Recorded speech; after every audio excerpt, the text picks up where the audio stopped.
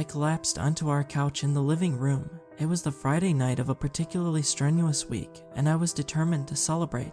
Unfortunately for me, my roommate had invited over about a dozen of his friends for a little party and pregame before they went out. I can't remember what their plan was exactly. It had something to do with bar hopping. All I knew was that eventually I was going to have some quiet time to myself in the apartment. That is, if I didn't decide to join them. The thought occurred to me that I should check my assignments. I wanted to be sure I was done for the week and that I could finally just kick back and relax. Upon checking, it looked like I had everything submitted, but before closing my laptop, I heard the faint sound of the Discord notification over the blasting music in the apartment.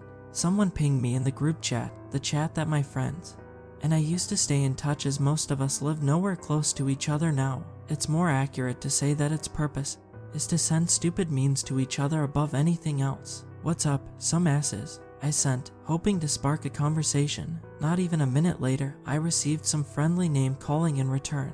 Their messages put a smirk on my face. "Just staying in. I'll probably be in voice chat later.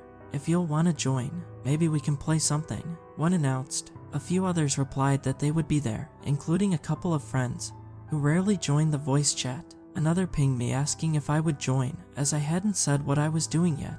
I sighed as I sat back, looking at my laptop screen. A part of me considered going out with my roommate and his friends. After all, I had just turned 21 and I wanted to get out of my shell a little, but I also knew I wouldn't have another opportunity to join this many of my own friends for games for a long time. I also knew that if I went out, I would get bored easily and quickly rediscover that bars are not my idea of fun. I sent my response in the group chat, "Alright boys, I'll be there." Immediately, my friends added reactions to my message and sent overly dramatic messages to show their enthusiasm. Once everyone decided on what time they would be able to join, we narrowed down our list of games and decided that the first few of us who got on would start with a few rounds of Phasmophobia. After all plans seemed to be established, everyone returned to using the chat to post memes. Realizing I had a couple of hours to spare, I joined my roommates and their friends at the kitchen table.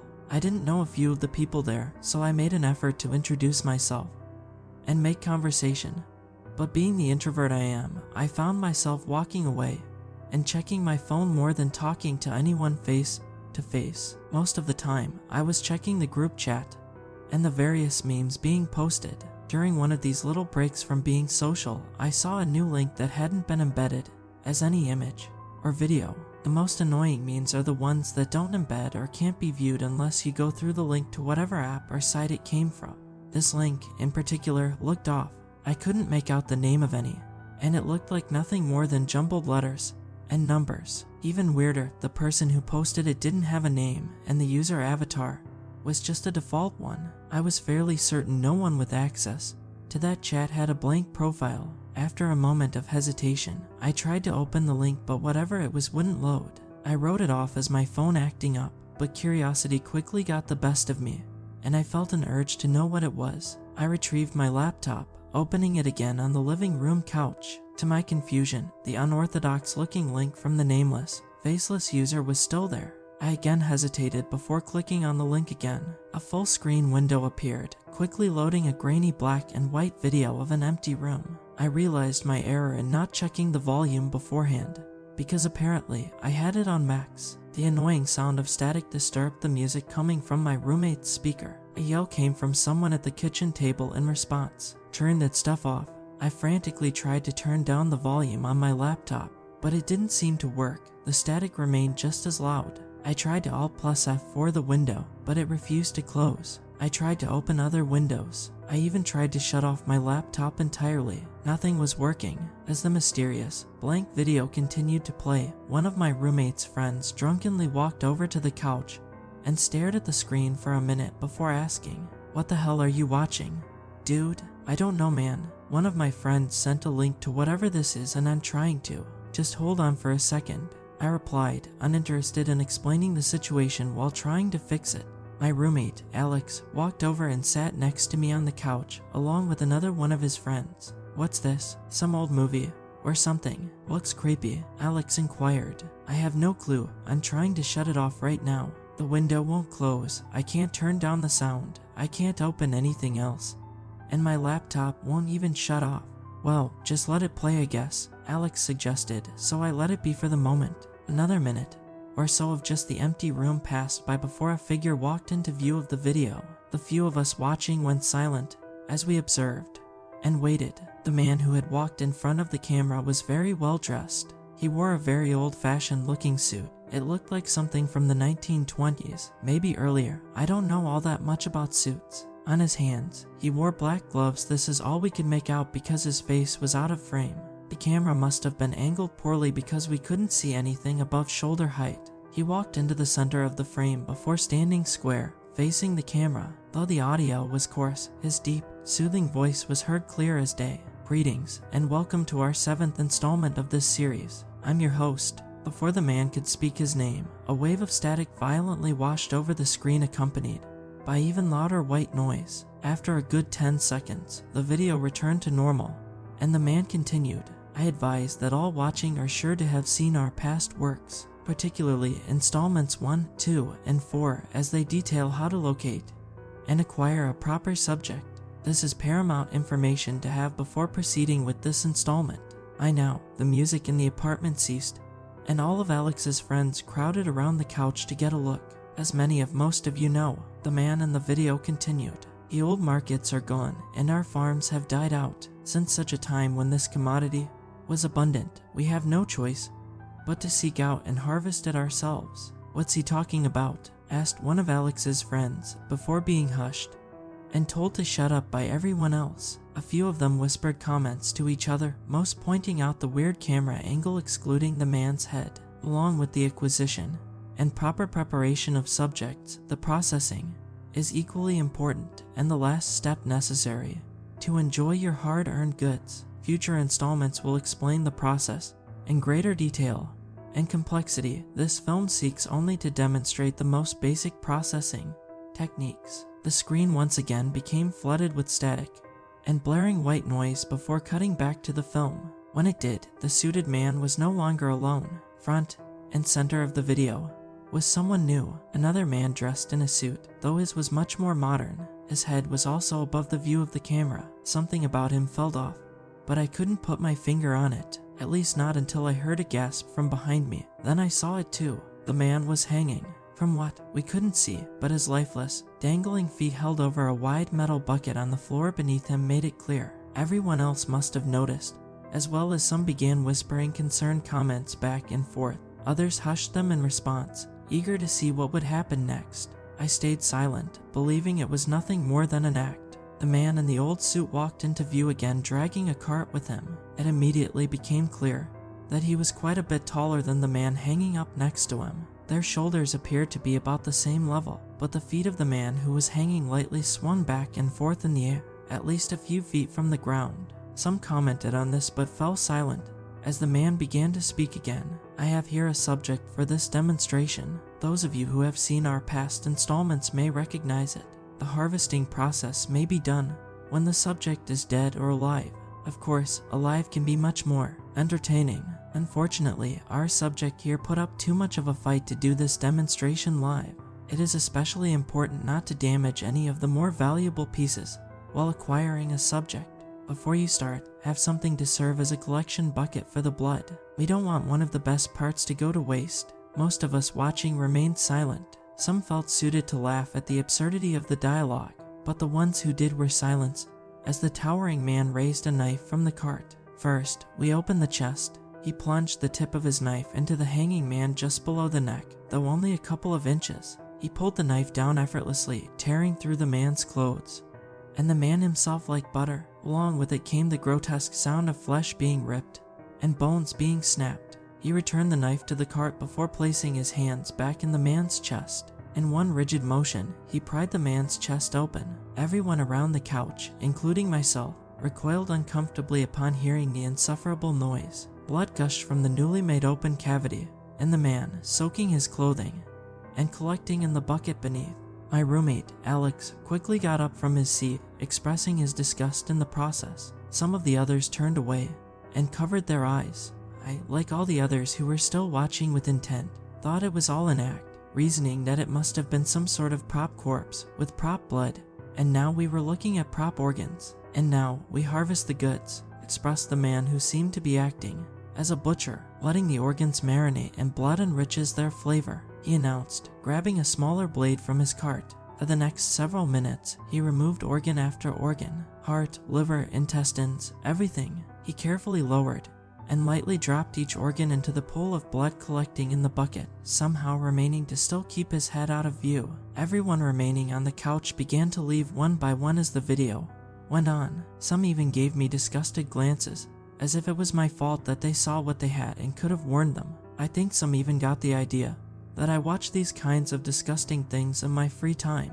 I hadn't met most of them before, so it was certainly a bad first impression. I remained on the couch, though I lost attention to whatever you might call that video. After several more unsuccessful attempts to shut it off, I set my laptop back on the table and resumed messing around on my phone while it continued playing in the background. Well, I'd like to say I lost attention, but it would be more accurate to say I couldn't bear to look at the screen. Still, enough curiosity remained for me not to walk away entirely like the others. For the next several minutes, the man continued his disassembly of the corpse. Though I looked away for most of it, I could still hear everything. Clothes were cut, followed by flesh. Bones were snapped, joints disconnected, and blood continued to trickle into the bucket on the floor as the man's calm voice detailed exactly how to follow along. I loosely listened along to his reasoning behind keeping each limb intact, while I checked back in on the group chat on my phone, curious to see if I could find out who the unnamed account that posted the link was. To my annoyance, the message was no longer there. When I texted my friends, questioning them on the matter, none of them knew what I was talking about. I was the only one who ever saw the message. By this time, most of my roommate's friends were putting on their shoes and using the bathroom as they waited for their Uber rides to show up. I figured now it was a good idea. I decided not to go with them. A few of them glanced over at me in disapproval as they headed out of the apartment one by one. Others just turned away, I can only assume judging silently. Once everyone cleared out, and it was just me left, I walked into the kitchen to clean up the mess, most of which they neglected to pick up themselves. All the while, the video of the ridiculously tall man cutting up a body and narrating his process continued on my laptop.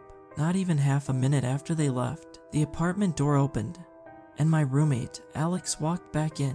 "I forgot my phone," he explained in a panicked voice. Annoyed, I agreed to help him. "I'll check here in the kitchen." "Why don't you check your room and the living room?" I suggested. Alex hurried to his room without a word. In the meantime, I looked between the half-drunken solo cups and bottles covering the kitchen table and surrounding countertops. If I'm being honest, I was mostly eager to find it so I could have some peace and quiet alone after what just transpired with me and his friends. Unfortunately, neither of us were having any luck. Alex moved to the living room and began checking the couch. After checking the first cushion, he looked up at my laptop screen again. The man in the video was now cutting strips of flesh from what remained of the corpse's torso and carefully lowering them down into the bucket of blood, organs, and limbs. "You still have this on," he muttered, disappointed. "I have no clue how to turn it off." "I don't know what to tell you, man," I replied, a hint of irritation slipping through in my tone. Alex turned back to the couch and continued to search through the cracks. I was about to look away from the laptop screen and continue searching, but something was off about the video now. The man in the suit was standing still, and his commentary ceased. I thought it might have been lagging due to a poor connection, but the continuous, annoying ambient noise made it known that the audio was still playing. I walked into the living room to get a closer look. When I got close, I spotted some blood still dripping from the corpse into the bucket and could hear their splashes. I felt the hair on the back of my neck stand up at the realization. A man in the suit was simply standing there, too still to notice any movement. Though his face was still out of frame, it was obvious he was looking in the direction of the camera. The screen cut to static once again, causing me to flinch and fall back as I had been mere inches from the screen. The screen cut back to a video, but not the same one. The man in the suit was alone once again in the same room, though no hanging corpse accompanied him this time. He faced the camera, head still too high to be in the frame. My eyes may have been playing tricks on me, but I could have sworn colors started to seep into what was once a black and white video. The dark splotches on the wall behind the man turned red, though color wasn't the only thing that seemed to be changing. The details on the man's suit seemed to become sharper and clearer, and the grainy noise in the background faded. In a matter of seconds, the video quality transitioned from terrible to fantastic. It would seem one of our subjects has decided to join us. The man chimed in after the long silence. His deep, soothing voice now sounded crystal clear. The quality of the audio got better too, but something about it felt off about his voice. The best word I could use to describe it is synthetic, like something trying to mimic the sound of a man, something that didn't get it quite right. Seconds later, the lights above the man turned off, and the video went black. Alex stood up excitedly from the other side of the couch, holding his phone. Finally, he expressed. I was about to remind him of the Uber and his friends waiting for him downstairs. When all the lights in the apartment suddenly went out, we froze, giving a brief moment of silence, as we both realized the power must have gone out. That silence was broken by the sound of approaching footsteps from the video. Before the lower half of the man's face came into view for the first time, right in front of the lens, on his unblemished, ceramic-looking face, a grin formed. As his smile widened, his jagged, sharp, asymmetric teeth revealed themselves one by one, in contrast to the rest of the dimly lit and dull picture. His bleeding gums brought color. The sight of the inside of his mouth sent a shiver down my spine, and I tensed up in anticipation of whatever would appear next. To my relief, the video cut once again, this time to black, where it remained. I tried the power button on my laptop, but to no avail. It seemed that my laptop had simply died, but that didn't make any sense. I could have sworn it was at full charge when I first took it out. It should have lasted hours. Damn it, my phone died, Alex said, frustrated. I decided to check mine, and sure enough, it was dead too. I knew for a fact that the last time I looked at my phone the battery was somewhere in the 80% range. I gotta get down there, man. They've been waiting too long. I don't think the elevator is working either, I responded, my voice shakier than I expected. Well, I gotta try it. The only other option is booking it down 19 flights of stairs, he retorted, annoyed as he walked towards the door. I'll come with, I assured and rushed to get my shoes on. A part of me wanted to get to the lobby to figure out what was going on with the power outage, but I think more than anything, being in a dark apartment alone with no electricity or communication after watching that was the main reason I wanted to go along. When we emerged from our apartment, we were met with nothing but pitch black darkness of the hall. I suppose I should have expected as much. With no windows in the hallway and the power being out, there wasn't anything to light our way to the elevator. Me and Alex walked slowly and stuck to the wall, feeling it along the way to the elevator. On the way, our hands passed over a couple of doors to other apartments, which sparked my curiosity as to why we were the only ones who had come out. I had to think everyone else realized the power was out. I imagined some of them had to wonder why that was. Finally, we passed over the door to the stairwell and into the elevator area. We felt around the walls for the buttons until Alex finally found one and pushed it. Of course, it didn't light up, nor did we hear the elevators moving like we usually could. Alex made his frustration at the idea missing his ride known. I responded, looks like stairs are our only option. If you want to make it to your ride, we better get moving. The door to the stairs is right here. I felt around the wall, going back the same way we had come until I found the handle and opened the door. My eyes squinted at the sudden influx of light that flooded the hallway around us from the inside of the stairwell. Of course, the sight of working lights was a welcome one, but how, with the power seemingly out, they were on was a mystery. Alex seemed much more interested in catching up with his friends than pondering that mystery himself.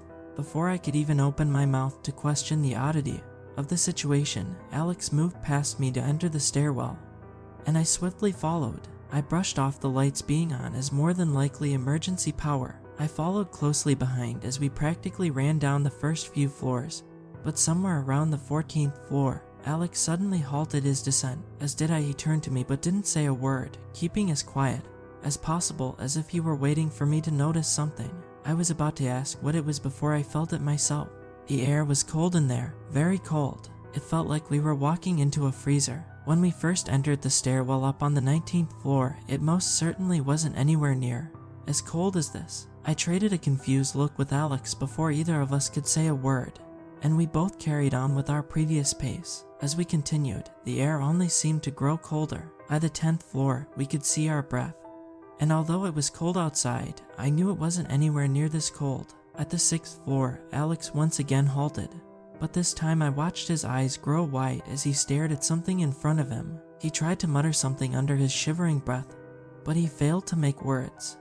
Being disturbed by his sudden state of shock, slowly inched my way down the last few steps of the flight I was on before peeking around him to get a look. I felt my heart sink to my stomach when I got a glimpse. On the handrail of the stairs hung a mythic, the end of which was holding up one of Alex's friends through his gaping mouth, and coming out through a bloody hole that was once his nose. His frozen eyes looked up desperately in perpetual terror, with blood running down from the end of the hook, and his mangled face soaking his clothes in red. Alex and I must have stood there a whole minute before he finally came to his senses. "We have to get out of here now," he whispered to me. I simply nodded my head and followed him as we walked past his friend's corpse, but we didn't make it much further. When Alex saw down the next flight, he slowly collapsed to the floor and covered his face with his hands. A few more of his friends were presented in the same position, hanging from the handrail on their respective hooks. Seeing more of them on this level gave me the urge to look over the rail.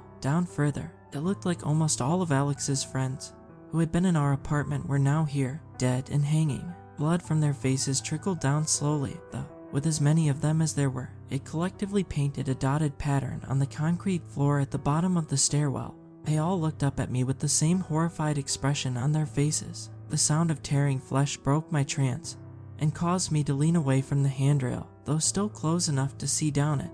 A gloved hand reached out, holding another mythic, and a body with it. The arm attached to the hand reached out and effortlessly placed the hook on the opposite handrail. I recognized the style of suit belonging to the impossibly long arm, but couldn't believe my eyes. After placing the hook, the arm froze in place. Then he began to chuckle softly. So began the synthetic mockery of a man's voice. "Our little watcher has come to see how we do it with his own eyes." My heart sank again. He meant me. I turned to Alex and uttered the only word I could find: "Run." Alex scrambled to his feet and followed me as we ascended the steps even faster than we had come down. Behind us, I could hear him pursuing us, but at a relaxed pace. Though on the video nothing about his appearance was rotund, his immense weight was made obvious through the pounding and creaking of the metal stairs. I don't think I've ever run so hard in my life, and I was surprised we made it as far up, as fast, as we did. Luckily, I thought, we must have been more than a few levels above him when we returned to the 19th floor, though I had lost track of his steps. I was far more concerned with putting as much distance between him and us as possible. Alex quietly opened and closed the door out of the stairwell, and we stuck to the wall, quickly making our way back to our apartment, which I knew was the third door to the left. After entering, we again closed the door quietly before barricading it with the couch. We stood right by the door, waiting. I think we were both thinking of what to do if he found us, but if he did, there was nowhere left to go. Nothing left we could do. Any minute, I expected to hear the stairwell door open and for his heavy footsteps to come down the hall before busting open our door, but that never happened. Eventually, we both lowered ourselves and sat on the floor. I think adrenaline was the only thing that saved us, and now it was gone. I felt drained, and Alex was shaking. I couldn't imagine what he was feeling. One thing I knew we shared was the mix of confusion and fear as to how what we just saw was possible and what that thing that did it even was. A buzz came from my pocket. Alex raised his head and looked over at me. The buzz came again. I reached in and pulled out my phone. The bright light from its screen was a welcome sight, as was its nearly full battery, though its content again left me puzzled. "Who is it?" asked Alex in a barely audible whisper. "It's 911. I responded, as confused as he was. "They can do that. They can call you." I lightly shrugged my shoulders in response, unsure myself if it was possible. Alex pulled his phone out as well, but it still wouldn't turn on. I reluctantly answered and raised the phone to my ear. "You both need to get out of that apartment now," a woman's voice commanded sternly from the other end. My lips quivered as I searched for a question to ask. "Now," she came again, raising her voice. "We can't leave. There's something out there looking for us out there." I whispered back, "He's not out there anymore. You need to move," was speculative, and questioned the intentions of the person on the other line. For all I knew, she could be working with that thing from the stairwell to send us into a trap. But before I could contemplate my next move, she spoke again, this time in a calmer tone, as if a final appeal for me to listen to her. "He's in your closet. Get out now." A shiver went down my spine. Alex must have heard her too, as he looked at me with a confused look, but both our attentions were quickly drawn away to a sliver of light that crawled along the ground and grew on the space of floor between us. We looked up and again exchanged brief looks of confusion before looking at the wall where it was coming from. The doors to the closet containing our washer and dryer were slowly opening as if being pushed by an ever so slight gust of wind.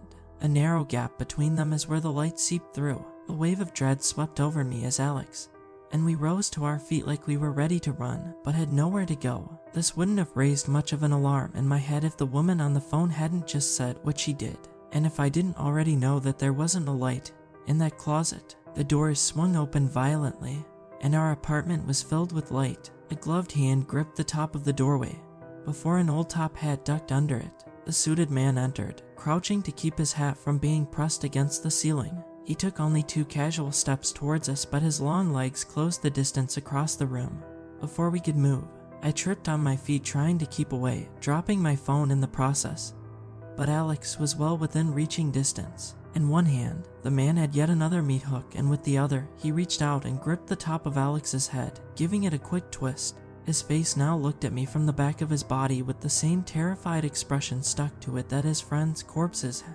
He flung Alex's corpse over his shoulder and then leaned down towards me on the floor. The light from the inside of the closet cast a shadow on the man's face from the brim of his hat, but the glowing yellow light from his eyes shined through the darkness. His breath was foul, reeking of odor like that of rotten meat when he opened his mouth to speak. "As for your little friends there," he said, briefly glancing at my phone on the ground. "Wish them good luck for me," he said, followed by another sinister chuckle. He turned back towards the closet with Alex still on his shoulder. Inside was not our washer and dryer, but rather a big open room with concrete floors and more bodies hanging from the ceiling, strung up the same way as the others, a meathook through their mouths and out where their noses used to be. "And as for you," the man turned back to me again, "I think I'll wait for you to fatten up." With this final word, he smiled at me with his jagged, bleeding teeth before carrying Alex in and pulling the doors shut behind him. The light in the closet faded, and the power in the apartment came back.